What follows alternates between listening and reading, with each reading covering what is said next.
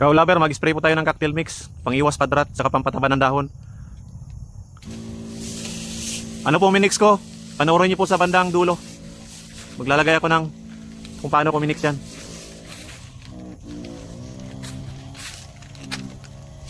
Ubus na.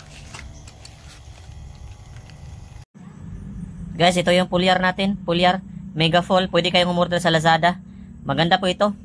Anti-stress. Protect from the hardest blow. Biostimulant. Maganda po itong pulyar na ito.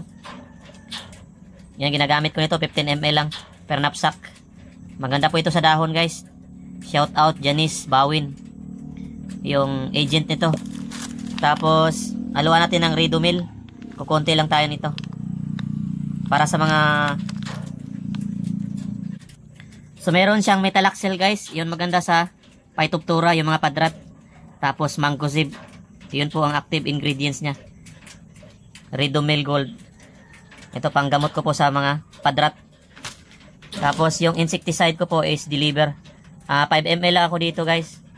Active ingredients ng Deliver, guys, Lambda Cyhalothrin. Yun ang ginagamit din natin sa mga cocktail mix, sa mga dahon po.